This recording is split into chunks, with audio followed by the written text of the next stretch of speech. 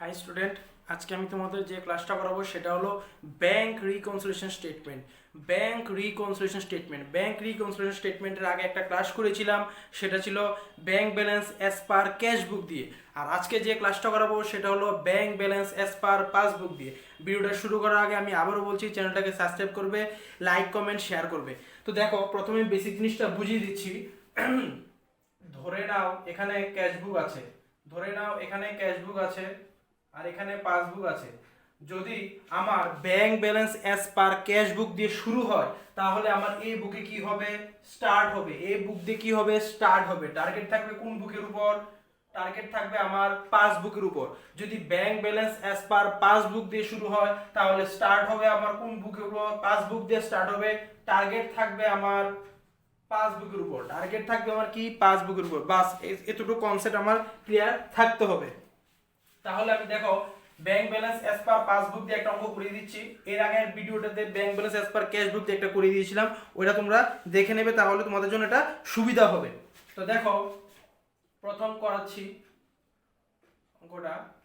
প্রথম একটা স্টেটমেন্টে গ রাখবে, উপর দিয়ে লিখবে ইন দা বুকস অফ, যদি কোশ্চেনের মধ্যে তার নাম থাকে নামটা দেবে, তারপর bank reconciliation statement as on দিয়ে লিখবে। তো দেখো, আমি আজকে যে অঙ্কটা করাবো সেটা হলো bank balance as per passbook দিয়ে। তো শুরু করছি। Bank balance as per passbook কত আছে? 10,000। সঙ্গে সঙ্গে আমি এখানে 10,000 লিখে নিচ্ছি। তারপর কি হবে? এখানে একটা অ্যাডের ঘর আসবে, আর একটু গ্যাপ দিয়ে এখানে হবে লেস। তো দেখো, প্রথম কি বলেছে? Cheque deposit into bank but no entry was pass in the cash book. দেখো, চেক ডিপোজিট হয়ে গেছে। তো চেক ডিপোজিট হয়ে গেছে মানে কি? কোন বুকে চলে গেছে? আমার পাসবুকে চলে গেছে। তো পাসবুক বেড়ে গেছে, তাহলে ক্যাশ বুক কি আমার কমে গেল, কিন্তু আমার টার্গেট থাকে কোন বুকের উপর? ক্যাশ বুকের উপর। যেহেতু আমি bank balance as per passbook দিয়ে শুরু করছি, তাহলে আমার কি? ক্যাশ বুক কমে গেল। তাহলে কি করব? আমি এটা লেস করব। তো দেখো,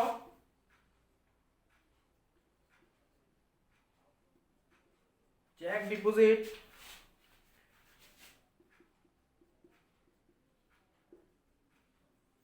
into the bank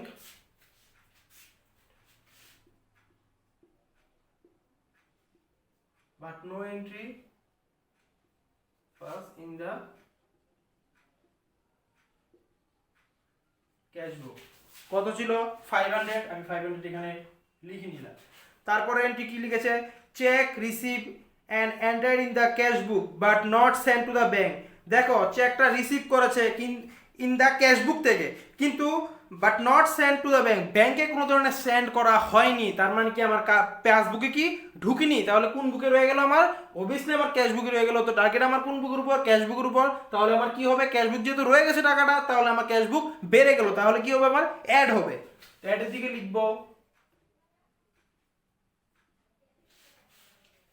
check receive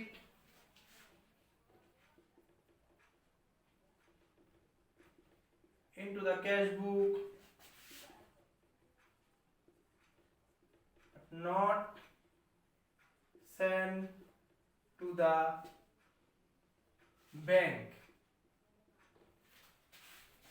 1200 লিখে নিলাম, 1200।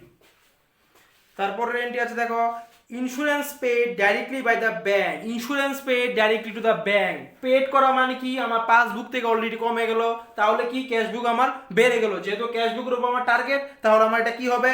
অ্যাড হবে।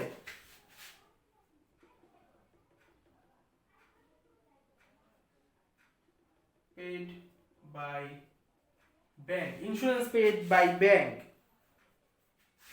কত? 600। তারপর দেখো, পরেরটা কি আছে? Bank charge ₹1000। দেখো, ব্যাংক চার্জ কেটে নেওয়া মানে কি? কোনো কিছু থেকে চার্জ কেটে নেওয়া মানে কি? আমার কমে গেল। তাহলে কি হলো? পাসবুক থেকে কমে গেল, কিন্তু ক্যাশবুক কি আমার বেড়ে গেল। তো যেহেতু আমার ক্যাশবুকের উপরে টার্গেট, তাহলে ক্যাশবুক বেড়ে গেল, তাহলে কি হবে? অ্যাড হবে। দেখো, ব্যাংক চার্জ ₹1000।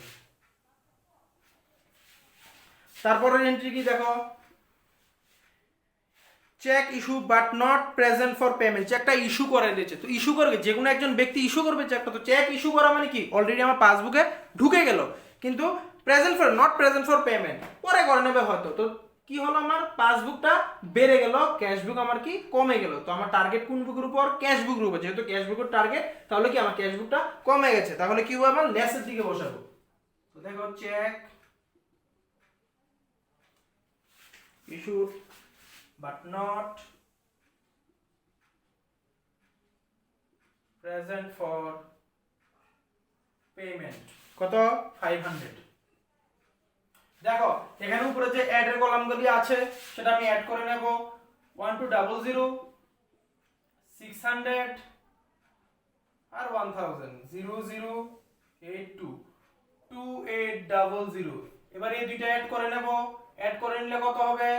12800।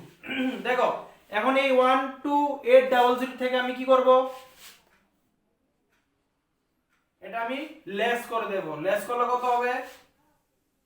11800 11800। এটা হবে আমার